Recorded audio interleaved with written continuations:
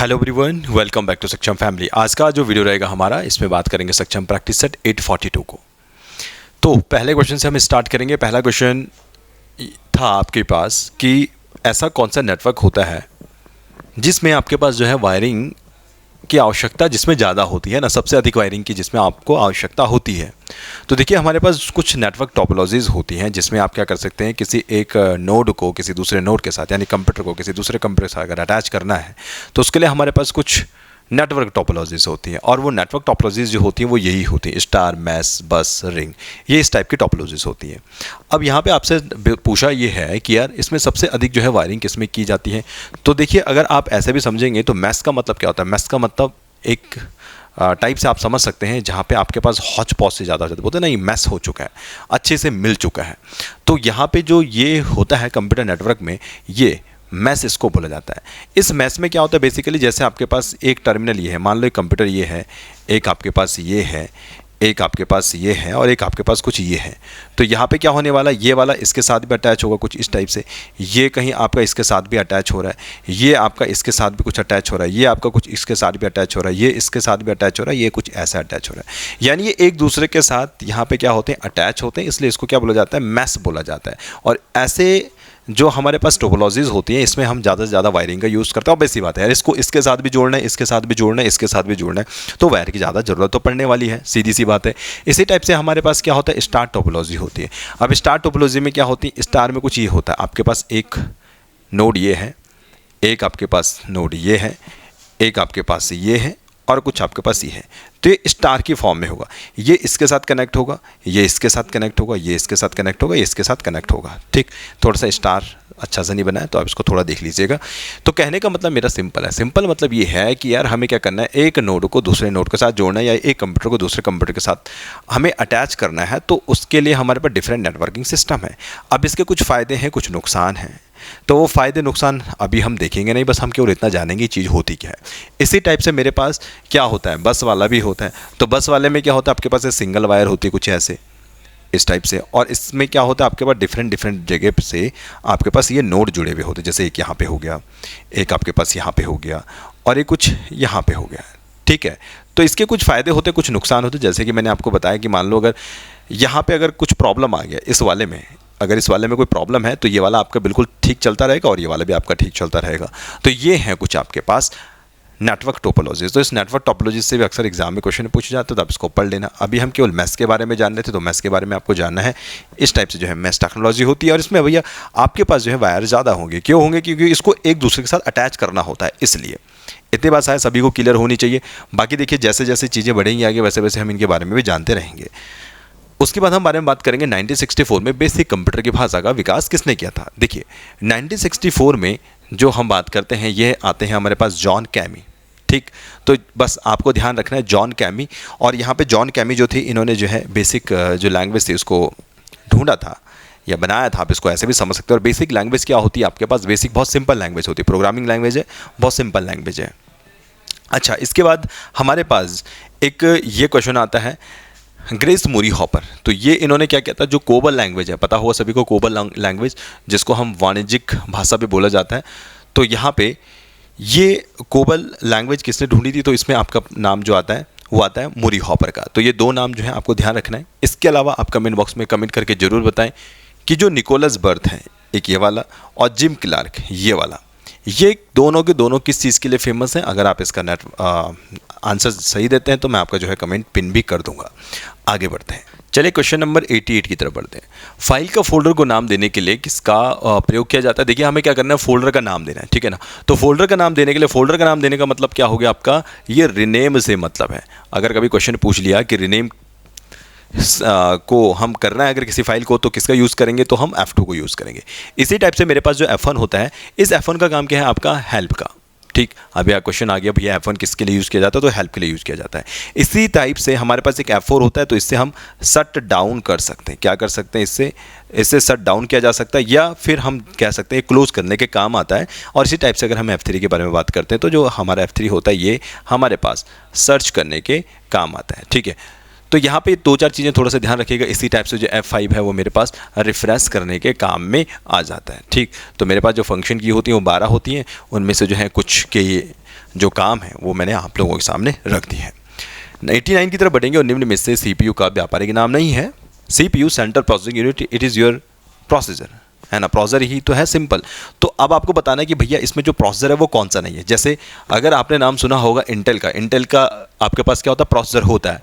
इसी टाइप से अगर हम बात करेंगे AMD कैसा होता है, AMD, ये इस टाइप से चलेगा AMD, तो इसका भी आपके पास क्या होता है, इसका भी प्रोसेसर होता है, CPU होता है इसका, तो ये भी सही है। और एक साइरिक्स है, CYRIX, इस टाइप से, तो इसका भी आपके पास क्या होता है, CPU होता है।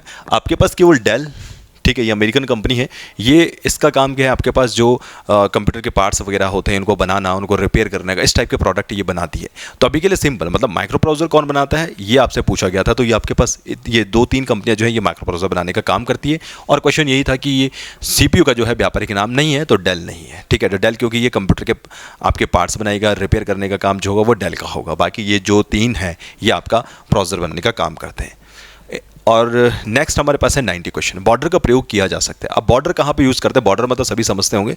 देखिए बॉर्डर का मतलब सभी लोग जानते हैं ना, बॉर्डर मतलब ये इस टाइप से, ये इस टाइप से बॉर्डर देना किसी भी चीज़ को। और बॉर्डर किसको दिया जाता है, जब आपके पास कुछ टेक्स्ट होगा, यानी अगर आपने कोई टेक्स्ट लिखा हुआ है, यहाँ पे कोई चीज़ लिखी हुई है, तो भैया आप इसको बॉर्डर दे सकते हैं। इसी टाइप से कोई पैराग्राफ है, पैराग्राफ में भैया कुछ चीज़ लिखोगे आप, तो उसमें बॉर्डर दिया जा सकता है। और सेल अगर आपने देखा होगा तो ये आपके पास किस में होता है, आपके पास एक्सेल में होता है ना। एक्सेल जो सीट्स होती हैं आपके पास कुछ इस टाइप से, तो यहाँ पे आपके पास ये अगर आप इसमें नाम देते हो तो इसको क्या बोला जाता है, सेल बोला जाता है। मान लो मैंने इसको बोला, तो ये आपके पास क्या है, एक सेल है। तो यहाँ पे इन सेल को भी आप क्या कर सकते हो, बॉर्डर दे सकते हो, जिसने काम किया होगा वो इसको बेहतर तरीके से लिंक कर सकता है। तो ये था आपके पास कुछ चीज़ें, तो यहाँ पे इसके जो है सभी के सभी आंसर इसके हो जाते हैं। बढ़ेंगे 91 की तरफ। अब इस क्वेश्चन में क्या है, इस क्वेश्चन को जानेंगे समझेंगे। आम की एक टोकरी में प्रत्येक 30 आमों के साथ एक खराब आम है, आम होता है, ठीक है ना। प्रत्येक 30 के साथ एक खराब आम है। यदि प्रत्येक 4 खराब हुए आमों में से 3 को बिक्री योग्य नहीं माना जाता है और टोकरे में 12 आम बिक्री योग्य नहीं है, तो बताइए टोकरे में कितने आम हैं। अब देखिए कभी भी ऐसा क्वेश्चन आए तो सीधी सी बात ही है, अगर मैं मान लो कि भैया जो आम है, ठीक है, वो मेरे पास कितने हो गए, यहाँ पे x हो गए, ठीक है। मैंने कहा यार मान लो कि वो जो आमों की संख्या है वो है x। अब इसमें से इसने क्या बोला है, आम की एक टोकरी में प्रत्येक 30 आमों में एक खराब आम है, ठीक है। आमों की एक टोकरी में, अब मैंने क्या कहा, आमों की एक टोकरी है, उस टोकरी में कितने आम है, x आम है। इन आमों में प्रत्येक 30 आमों में एक खराब है, यानी खराब आम कितने हो गए। अब आप सभी लोग जानते होंगे यार खराब कितने हो जाएंगे मेरे पास, जो खराब आम होंगे वो मेरे पास सिंपल सी बात है, 30 में से एक आम खराब है ना, तो 30 में से एक आम खराब हो गया कुछ ऐसे कि भैया 30 में से एक आम खराब है। और ये जो खराब आम है किस में से खराब है, ये है आपके पास सही आमों के साथ, यानी सही आमों का मल्टीप्लाई खराब आम, इस टाइप से चलेगा। ये बात समझ में, ये लिखा है ना, टोकरी में जो प्रत्येक 30 आमों के साथ एक खराब आम है, तो मतलब ये कितना आ गया मेरे पास, आ गया x/30। यहाँ पे ये कुछ आ गया, तो ये मेरे पास कितने हैं, ये मेरे पास ये खराब आम हो गए। उसके बाद इसने क्या बोला है कि प्रत्येक 4 खराब हुए आमों में से 3 को बिक्री योग्य नहीं माना जाता। अब देखो यहाँ पे ना कि भैया ये जो x/30 है ये भी तो खराब है, तो यहाँ पे क्या मैं ये नहीं कह सकता कि जो बिक्री योग्य नहीं माने जाते। अब देखो बिक्री योग्य कौन नहीं माने जाएंगे, हाँ, प्रत्येक 4 में से 3, प्रत्येक 4 में से 3 जो है बिक्री योग्य नहीं है, और ये भी तो नहीं है बिक्री योग्य, कौन सा, x/30, ठीक है। तो यहाँ पे कितना हो जाएगा, ये x/30। और ध्यान रखिएगा ये वो आम है जो बिक्री योग्य नहीं है, और इसने क्या बोला है, टोकरे में 12 जो आम है वो बिक्री योग्य नहीं है। इट मीन्स जो ये वैल्यू आ रही है ना आपकी, ये वाली वैल्यू किसके इक्वल आनी चाहिए, ये 12 के इक्वल आनी चाहिए, ऐसे, ठीक है। बात समझ में आई। तो मैंने एक तरफ क्या किया, खराब आम ले लिया, एक तरफ मैंने क्या ले लिया, जो आम आपके पास प्रत्येक 4 में से 3 आमों की बिक्री नहीं हो सकती है, और साथ साथ में वो भी तो होंगे जो खराब है, उनकी भी तो बिक्री नहीं हो सकती है ना, तो ये इसी के साथ तो जुड़ जाएंगे। जुड़ने का मतलब ये है कि जो ये वैल्यूज़ हैं वो आपके पास 12 के इक्वल आ जाएंगे। और यहाँ से आपको सिंपली करना क्या है, 3×10 आपके पास कितना हो जाएगा, 30, 40 हो जाएगा, और 40 इधर आ जाएगा, तो आपके पास जो x की वैल्यू आ जाएगी वो कितनी आ जाएगी, 480 आ जाएगी। तो इस टाइप से जो है आपके पास इसका जो आंसर बनेगा 480 जो है इसके पास आपके पास जो है आंसर बन जाता है। चलिए आगे बढ़ते हैं। अब 92 क्वेश्चन की तरफ बढ़ेंगे।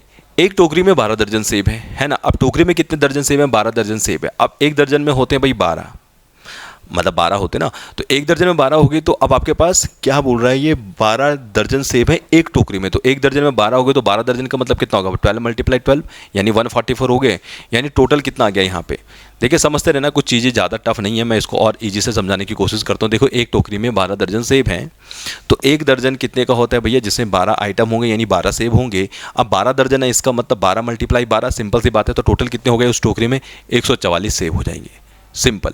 उसके बाद इसने क्या बोला, 2 दर्जन बाद में जोड़े जाते हैं। अब देखो 144 तो ऑलरेडी थे, दो दर्जन हमने बाद में भी जोड़े, तो एक दर्जन में 12, तो डबल कर दो उसका 24, यानी यहाँ पे 24 और जुड़ेंगे, सीधी सी बात है ये। तो अब टोटल कितने हो जाएंगे, ये आपके पास हो जाएंगे 168। ठीक, 10 सेब खराब हो गए जिन्हें हटा दिया गया। अब 168 से 10 खराब हो गए, इनको हटा दो, यानी इससे 10 माइनस कर दो, तो आपको कितने मिल जाएंगे, 158। उसके बाद क्या हुआ, शेष को 2 टोकरियों में समान रूप से क्या कर दिया, यहाँ पे स्थानांतरित कर दिया। यानी समान रूप से बोले तो 152 को 2 पार्ट में डिवाइड कर दो, तो कितना आ जाएगा आपके पास, 2 7 जा 14 और यहाँ पे 2 9 जा 18, यानी 79 जो है इनको यहाँ पे बांट दिए जाएंगे। तो इस टाइप से जो है आप इस क्वेश्चन को आसानी से कर सकते थे। चलिए आगे बढ़ते हैं। चलिए क्वेश्चन नंबर 93 की तरफ बढ़ते हैं। क्वेश्चन पढ़ेंगे, ए बी का क्या है, बोला भाई है, तो यहाँ पे ए बना लीजिए, ये ए है, ये भाई है, किसका है, ये बी का भाई है, तो इसको बी बना लीजिए यहाँ पे, पहली बात। दूसरी बात, जो सी है वो डी का पिता है। अभी यहाँ पे सी और डी के बीच में कोई रिलेशन नहीं है, यानी जो भी मेरे पास अल्फाबेट है वो यहाँ पे शो नहीं किए गए हैं या यहाँ पे डिफाइन नहीं है, तो इसको थोड़ा छोड़ देते हैं, हम आगे बढ़ेंगे। ई बी की माँ है, तो यहाँ पे ई जो है वो बी की माँ है, यानी ई जो है बी की माँ है, ये कुछ ऐसे आ जाएगा, ई इसकी माँ हो गई, ठीक है।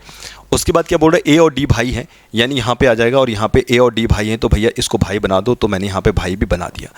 इसके बाद जो देखिए, अब इसके बाद बोल रहा है ई सी से किस प्रकार संबंधित है, तो मैंने अभी तक ये वाला नहीं बनाया है, जो ये वाला स्टेटमेंट था। सी जो है डी का पिता है, तो यहाँ पे जो सी है वो डी का पिता है, कुछ ऐसे।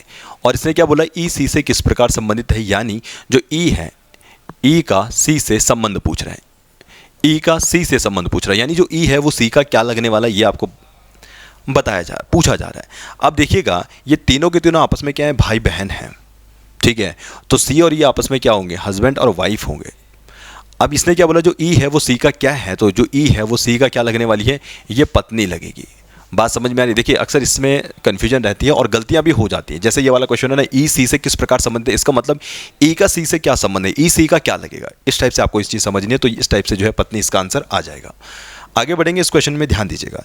क्वेश्चन क्या बोल रहा है, देखिए क्वेश्चन देखिएगा, ये 4 विकल्प दे रखे हैं, आपको पता लगाना है कि पारदर्शी शीट को बिंदुदार रेखा पर मोड़ने पर पैटर्न कैसे दिखाई देने वाला है। तो देखिएगा यहाँ पे आपको क्या करना है, ये आपके पास कुछ पैटर्न है, ठीक है। अब इसको आप मोड़ोगे ना, इसको मोड़ोगे तो इसके ऊपर जस्ट आ जाएगा, ध्यान रखना। अगर आप इसको मोड़ोगे तो इसके ऊपर ये आ जाएगा, तो देखो ना ये सेम टू सेम है, ये भी सेम है, ये भी सेम है, तो डबल तो नहीं आएगा, ठीक है ना, क्योंकि एक ही पैटर्न चाहिए ना। देखिए अब इधर तो खाली ही रहेगा, ये तो आपको समझ में आ रहा होगा। तो ये इसके ऊपर जस्ट आ जाएगा, तो भाई देखो ऐसे तो डबल डबल क्रॉस तो नहीं आएगा, ये एक के नीचे एक भी नहीं आएगा। एक के नीचे एक तब आता अगर आपके पास जो है यहाँ पे जो ये साइन है ये कहीं नीचे आगे या ऊपर नीचे होते, ठीक, तो ये ऐसा कुछ पैटर्न बन सकता था। उसके अलावा अगर आप इस पैटर्न को ध्यान दोगे, इसमें भी ऐसा नहीं आने वाला। क्यों, क्योंकि एक के नीचे यहाँ पे सर्कल है, यहाँ पे ध्यान रखना, ये 2 के नीचे यहाँ पे सर्कल है। कौन सा, ये वाला, ठीक है। तो पहला वाला जो है इसमें आंसर हो जाएगा सेम टू सेम। ये वैसे भी आसान है, ये आप समझ सकते हैं, सिंपल सी बात है। जब भी आप इसको क्या करोगे, इस टाइप से मोड़ोगे तो यहाँ पे ये वाली आकृति जो है आपको मिलेगी, यानी जो डी है यहाँ पे इसका आंसर होना चाहिए, ठीक है ना। तो यहाँ पे इस टाइप से जो है आप इस क्वेश्चन को कर सकते थे, इसमें समस्या नहीं होनी चाहिए थी। अब यहाँ पे कुछ ये है कि यार आपको एक आकृति दे रखी है, टुकड़ों में उसको विभाजित किया है, तो कौन सी आकृति बनाई जा सकती है। अब आपको एक चीज़ ध्यान रखनी है, देखिए कोई भी चीज़ पकड़ लीजिए, कोई भी चीज़ क्या पकड़नी है आपके, मान लो कि मैंने कोई भी पकड़ लिया, मैंने मान लेता हूँ, देखा आपको समझाने के लिए मैंने क्या किया, इसको 1 को पकड़ लेते हैं और ध्यान रखते हैं कि यार ये 1 को ना कहाँ पे यूज़ किया। अगर आप इस चीज़ को ध्यान देंगे, मान लो मैंने 1 को यहाँ पे यूज़ किया, तो आप इसको देखोगे यार कि 1 तो कुछ इस टाइप से यूज़ हुआ है, ठीक है ना, मतलब मैंने ये लिया है, इस चीज़ को ध्यान दीजिएगा। इसके बाद ये वाला भी यूज़ हो रखा है इस टाइप से, है ना, तो इसमें भी शायद समस्या किसी को होनी नहीं चाहिए थी। इसके बाद आप अगर ध्यान देंगे तो ये वाला ना फिगर, जो ये वाला फिगर है, ये मुझे नहीं मिल रहा है इस वाले में। क्या इस वाले में ये मिल रहा है, नहीं मिल रहा है, क्योंकि ये पूरा एक मैं कह सकता हूँ एक फ्लैट लाइन है या एक सीधी लाइन है, लेकिन इसमें आपको सीधी लाइन नहीं मिलेगी, ये कुछ आपको ऐसे नज़र आ रहा है, कुछ ऐसे। तो इसका मतलब यहाँ पे आपको एक तिर्यक टाइप की रेखा मिल रही है, तो ये आपके पास ए तो आंसर नहीं हो सकता है। बात क्लियर है। इस टाइप से जो है चीज़ों को आपको देखना पड़ता है। अगर आप इसी टाइप से ध्यान देंगे, जैसे इस वाले फिगर में आप ध्यान देंगे, तो इस वाले फिगर में क्या है देखिएगा, जैसे इसी वाले फिगर को अगर मैं ले लेता हूँ, तो ये मान लो कि आपको ये कुछ मिला, कौन सा, ये वाला, ठीक है, ये कुछ अगर आपके पास है तो आपको ध्यान देना पड़ेगा, क्या ये फिगर कुछ ऐसा है, क्या ये फिगर कुछ ऐसा है, और उसके बाद अगर आप ध्यान दोगे कि मेरे पास एक ये भी है कुछ इस टाइप से, तो क्या ये सेम ऐसे है? अगर आप ध्यान दोगे ना तो ये बिल्कुल ऐसा आपको नज़र नहीं आएगा, तो ये भी आपके पास आंसर नहीं हो सकता है। बात क्लियर है? और उसके बाद अगर आप ध्यान देंगे इस वाले फिगर पे, सी वाले पे ध्यान दो जरा, सी वाले में ध्यान देना, ये आपके पास एक फिगर कुछ ऐसा है, तो क्या ये जो फिगर है क्या वो इसके जैसा नहीं है? ये बिल्कुल है। उसके बाद अगर आप इसको ध्यान देंगे तो आपके पास क्या ये वाला जो फिगर है क्या ये ऐसा नज़र नहीं आ रहा आपको? देखिएगा, क्या ये ऐसा नज़र नहीं आ रहा है? ये बिल्कुल आपको ऐसा नज़र आ रहा होगा, ठीक। और उसके बाद जो ये वाला जो बनाना, इन दोनों को मिला के ये वाला बना, ये वाला ध्यान रखिएगा, इस वाले के बारे में बात कर रहा हूँ। तो यहाँ पे और ये लास्ट में आपके पास एक सर्कल, ये ट्रायंगल आ गया। तो इसका मतलब जो है आपके पास ये तीसरा वाला जो है वो आपके पास बिल्कुल राइट फिगर है। तो आपको इस टाइप से जो है इस चीज़ को सर्च करना था। तो इस टाइप से कभी भी क्वेश्चन आते हैं तो आप एक फिगर पकड़ लो, इस फिगर को दूसरे के साथ जो है आप कंपेयर करके चेक कर लो, और आसानी से जो है आप आसानी से जो है आंसर तक पहुँच सकते हैं। चलिए 96 की तरफ बढ़ते हैं। चलिए क्वेश्चन नंबर 96 की तरफ बढ़ेंगे। अब देखिए जैसे ये क्वेश्चन है तो इस क्वेश्चन में क्या था, इस क्वेश्चन में अगर आप ध्यान देंगे, देखिए जैसे हम लिखेंगे A B C D E F and G, ठीक। यहाँ पे आप लिख दो Y and Z W। यहाँ पे ध्यान दीजिएगा, देखिए आपके पास A के बैकवर्ड में Z है, तो यहाँ पे ठीक A के बैकवर्ड में Z है कुछ ऐसे। यहाँ पे F के नीचे U आएगा, यहाँ पे W आ जाएगा। देखिए F के बैकवर्ड U है, तो यहाँ पे भी F के बैकवर्ड में U आपके पास आ जाएगा। सेम ऐसे ही K के पीछे आपके पास P आएगा, तो P के पीछे आपके पास K आएगा, है ना। ये कुछ आगे आएगा ऐसे, तो आपके पास K हो जाएगा यहाँ, और P कहीं यहाँ आ जाएगा, तो ये एक दूसरे के बैकवर्ड आ जाते हैं कुछ इस टाइप से। तो ये कुछ आपको इस टाइप से सोचना पड़ेगा, और सेम यहाँ पे वही चीज़ें सोचनी पड़ेंगी। जैसे B के पीछे क्या आ जाएगा, देखिए B के पीछे Y है, तो अब इसी बात है B के Y आ जाएगा। जी के साथ क्या आने वाला है, यहाँ पे इधर T आ जाएगा, तो G के पीछे क्या आ जाएगा, यहाँ पे T होने वाला है ऐसे, ठीक है ना।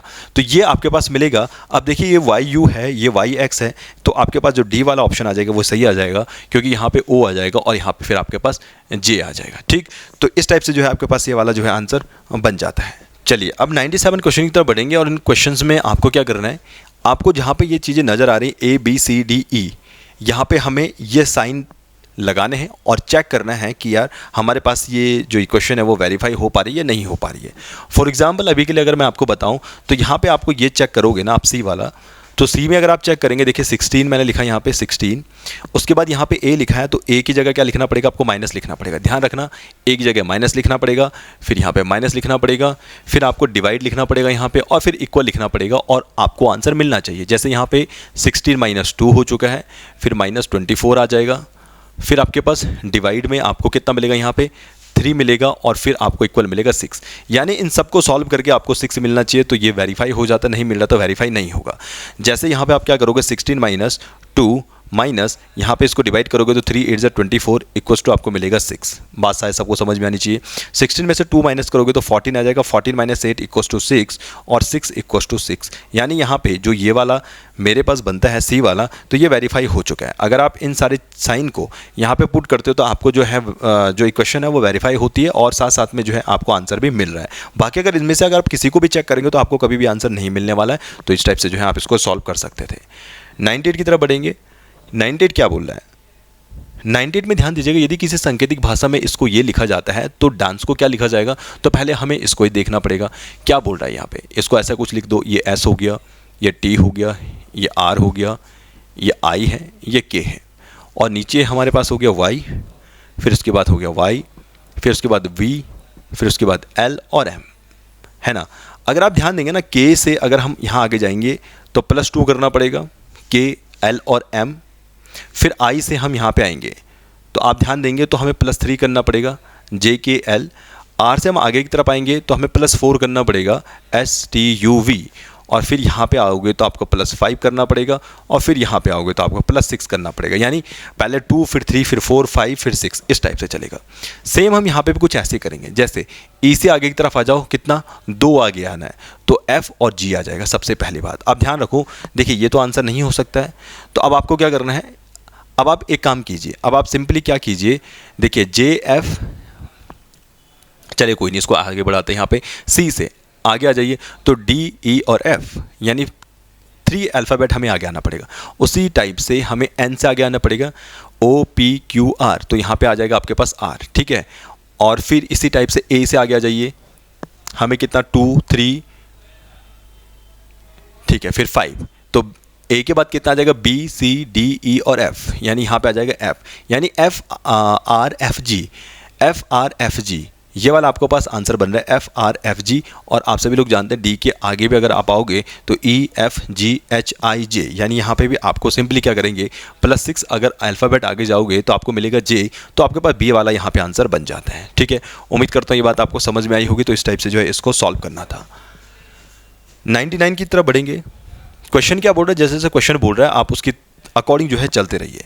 सबसे पहले क्या बोला इसने, मयंक ने एक बिंदु ए से चलना शुरू किया और 10 किलोमीटर पूर्व की तरफ चला। ये तो मान लो यार मयंक यहाँ से चलना शुरू करता है और 10 किलोमीटर पूर्व की तरफ चला किसी बिंदु ए से। तो मान लो ये बिंदु ए है, पूरब की दिशा में चला 10 किलोमीटर, तो यहाँ से यहाँ तक मान लो ये 10 किलोमीटर हो गया। ठीक, और मान लो ये कौन सा पॉइंट हो गया, ये पॉइंट है आपके पास बी। उसके बाद इसने क्या किया, वह उत्तर की ओर घूमा और 3 किलोमीटर चलकर बिंदु सी पर पहुंचा। अब यहाँ से चला भाई ये यहाँ ऐसा, और मान लो ये 3 किलोमीटर है कुछ इस टाइप से, और ये बिंदु हो गया आपके पास सी। फिर वह पश्चिम की ओर मुड़ा और 12 किलोमीटर बिंदु डी तक पहुंचा। तो अब ये पश्चिम की ओर मुड़ेगा, यानी इस डायरेक्शन में मुड़ेगा। तो देखिए 10 तो पहले ऑलरेडी यहाँ से लेकर यहाँ तक 10 था ही है। अब हमें थोड़ा और बढ़ाना पड़ेगा, इसको 2 किलोमीटर और बढ़ा दो, तो यहाँ तक हो गया ये पूरा 12 किलोमीटर। और अब कौन से पॉइंट पर पहुँचा, ये डी पॉइंट पर पहुँचा। फिर वो दक्षिण की ओर मुड़ता है और ई तक 3 किलोमीटर चलता है, यानी ये यहाँ से इधर पहुँचा 3 किलोमीटर चला। आप सभी लोग जानते हैं यहाँ से लेकर यहाँ तक 3 है, तो ये भी यहाँ से लेकर यहाँ तक 3 होगा, तो यहाँ पे ये 3 किलोमीटर हो गया। और ये कौन सा पॉइंट है आपके पास, ये ई पॉइंट हो गया। अब आपको सिंपली क्या बताना है, वह प्रारंभिक बिंदु से किस दिशा में है। तो ये प्रारंभिक बिंदु हो गया, ध्यान रखना ये ए वाला जो है प्रारंभिक बिंदु है। तो ये किस दिशा में है इस समय, ये इस दिशा में हो गया। और ये कौन सी दिशा हो गई आपके पास, ये आपके पास पश्चिम दिशा हो गई। क्यों, क्योंकि ये मेरे पास पूरब होगी, ये मेरे पास पश्चिम होगी, ये मेरे पास उत्तर होगी, और ये मेरे पास नीचे की तरफ दक्षिण होगी। सिंपल सी बात है। तो ये इस डायरेक्शन के बारे में बात कर रहे हैं, ये यहाँ पे है। तो यहाँ से इस पर्टिकुलर पॉइंट से ये वाला पॉइंट कौन सा हो गया, ये आपके पास जो है पश्चिम दिशा हो जाती है। तो यहाँ पे जो है पश्चिम इसका जो है आंसर आ जाएगा। चलिए आगे बढ़ेंगे। आज का लास्ट क्वेश्चन है। अब इस क्वेश्चन में क्या है, देखिए इस क्वेश्चन में क्या है, श्याम की आयु अपने पिता की आयु से आधी है, 20 वर्ष बाद उसके पिता की आयु श्याम की आयु के 1.5 गुना होगी। देखिए कभी भी इस टाइप का क्वेश्चन आता है तो आपको मैंने एक तो तरीका बताया, या तो एक्स वगैरह टाइप से आप कर लो, या कन्वेंशनल तरीका जो भी होता है। अदरवाइज आप इन जो ऑप्शन है इन ऑप्शन से भी क्वेश्चंस को निकाल सकते हो। कैसे, मैंने आपको क्या कहा, मान लो कि यार मैं मान लूँ कि मुझे क्या निकलता है, श्याम के पिता की जो वर्तमान आयु वो कितनी है। मान लो श्याम की वर्तमान पिता की आयु 30 वर्ष हो। मान लो यार जो पिता है वो है 30 साल का। अब क्वेश्चन पढ़ो, श्याम की आयु अपने पिता की आयु से आधी है, तो मतलब श्याम कितने साल का होगा, 15 साल का होगा, सीधी सी बात है। अब जैसे क्वेश्चन बोल रहा है 20 वर्ष बाद उसके पिता की आयु, देखिए 20 वर्ष बाद ये कितना हो जाएगा, 50 साल का हो जाएगा पिता, और ये कितना साल का हो जाएगा 20 वर्ष बाद, भाई 35 साल का हो जाएगा। ठीक, इसने क्या बोला है, 20 वर्ष बाद उसके पिता की जो आयु है वो श्याम की आयु के 1.5 गुना हो जाएगा। तो 20 वर्ष बाद इसकी पिता की आयु कितनी थी, 50 साल। और इसने क्या बोला, जो श्याम की आयु है 20 साल बाद वो है 35 साल, इसका बोला 1.5 गुना हो जाएगी। यानी इसको अगर 1.5 से मल्टीप्लाई करोगे तो क्या 50 आपको मिल रहा है, नहीं मिल रहा है। इसका मतलब ये जो ऑप्शन है वो गलत है। बात समझ में आई। इसी टाइप से देखो आप कि मान लो अगर मैं ये मान लो 40, मान लो यार उसके पिता की उम्र जो है वो है 40 साल, तो पुत्र कितना होगा, आधा हो जाएगा, तो पुत्र हो जाएगा आपका 20 ईयर का। 20 साल बाद ये 40 वाला कितने का हो जाएगा, 60 का हो जाएगा, और ये 20 वाला कितने का हो जाएगा, 40 का हो जाएगा। ठीक है, 20 वर्ष बाद की सिचुएशन बोल रहा है, हाँ बिल्कुल बोल रहा है। और इसने क्या बोला है कि यार 20 साल बाद जो श्याम की आयु है वो 1.5 गुना होगी, यानी इसका जो 1.5 गुना है श्याम की आयु का 20 साल बाद, क्या 40 × 1.5 आपको 60 देता है। आपको ये चेक करना पड़ेगा। अगर आप ध्यान दोगे ना यहाँ पे, तो जी हाँ ये बिल्कुल 60 ही देगा, है ना। तो 40 × 1.5 करोगे तो 60 देगा, यानी 1.5 गुना है वो अपने पिता श्याम की आयु। तो ये इसलिए जो है इसका आंसर जो है ऑप्शन सी जो है इसका राइट आंसर होगा 40 साल। तो कैसे निकाला, आप इस टाइप से इसे कर सकते हैं। बाकी देखिए एज निकालने के ना बहुत सारे तरीके होते हैं, तो वो आपको जो भी तरीका बेहतर लगता है आप अपने तरीके से निकालने की कोशिश कीजिएगा। ठीक, तो आज के सॉल्यूशन वीडियो में इतना ही था। बहुत ज़्यादा चीज़ें टफ नहीं थी। उम्मीद करता हूँ आपको चीज़ें समझ में आई होंगी। तो मिलते हैं हम एक और नए सॉल्यूशन के साथ।